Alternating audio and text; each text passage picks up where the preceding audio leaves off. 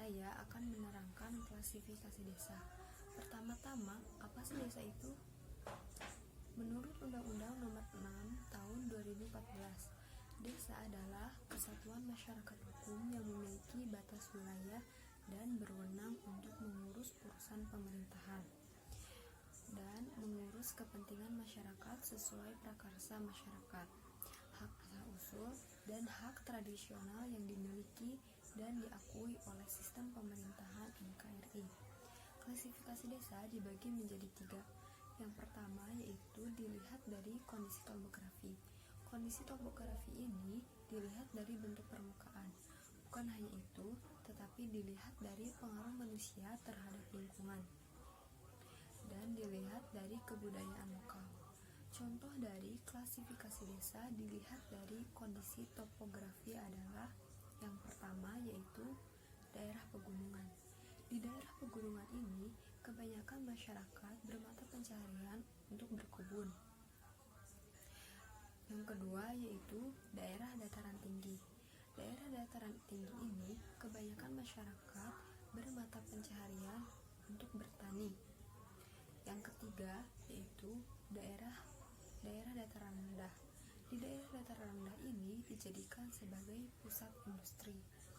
Yang keempat yaitu di daerah pantai. Di daerah pantai ini, masyarakat kebanyakan bermata pencaharian sebagai nelayan. Klasifikasi berikutnya akan dijelaskan oleh teman saya. Terima kasih. Perkembangan desa dibagi menjadi 3 bagian. Yang pertama itu ada desa swadaya atau desa tradisional, di mana desa ini tuh masyarakatnya masih bisa memenuhi kebutuhannya sendiri. Dan yang kedua itu ada desa swakarya atau desa transisi. Desa ini lebih maju daripada desa swadaya karena masyarakatnya sudah berhasil menjual semua kelebihan produksinya ke desa lain dan transaksinya pun sudah ada. Dan yang ketiga itu ada desa swasembada atau desa modern. Desa ini sudah mengembangkan semua potensi yang ada di desa yang dimilikinya secara optimal. Klasifikasi kota. Pengertian kota menurut Northam ialah kota adalah tempat dengan kepadatan penduduk yang lebih tinggi daripada penduduk sekitarnya. Lalu menurut fungsinya, kota dibedakan sebagai 1. Kota pusat industri, yakni yang membuat atau memproduksi barang jadi, barang setengah jadi, ataupun barang mentah. Kedua, kota pusat perdagangan, yakni kota yang digunakan untuk fungsi perdagangan baik regional ataupun internasional. Lalu yang terakhir, kota pusat pemerintahan. Kota pemerintahan yakni kota yang berpusat sebagai kota pemerintah ataupun ibu kota. Fisik 3 kota yang terdiri atas yang pertama gambarnya seperti ini.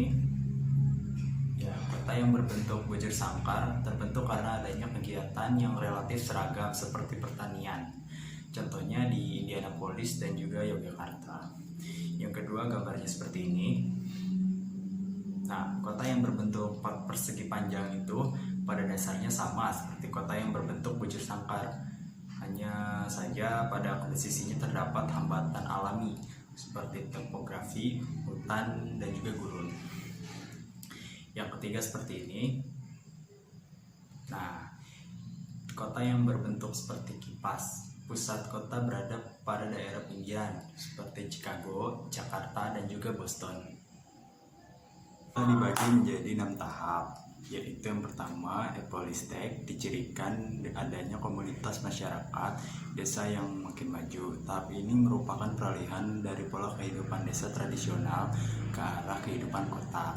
Yang kedua ada polistage, ditandai dengan adanya pasar dan beberapa kawasan industri yang cukup besar tetapi masih berorientasi pada sektor pertanian.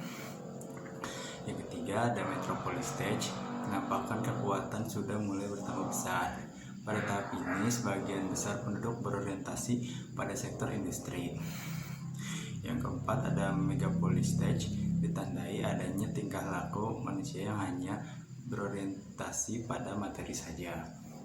Tyrannopolis stage yaitu suatu keadaan ketidakpedulian masyarakatnya menguasai segala aspek kehidupan, mewarnai tingkah laku penduduknya. Necropolis stage yaitu keadaan kota yang menunjukkan gejala kemunduran SDA yang hampir habis dan bencana alam, peperangan yang menyebabkan perpindahan penduduk. Menurut Hoyt, pola perkembangan kota yaitu mengikuti jalur transportasi. Pola tersebut diantaranya 1. Perluasan mengikuti pertumbuhan sumbu atau dengan kata lain mengikuti jalan-jalan transportasi daerah perbatasan-perbatasan kota. 2. Daerah-daerah hinterland luar semakin lama akan berkembang dan akhirnya bergabung pada kota yang lebih besar. 3. Menggabungkan kota inti dan kota-kota kecil yang berada di daerah kota inti atau kota konurbasi.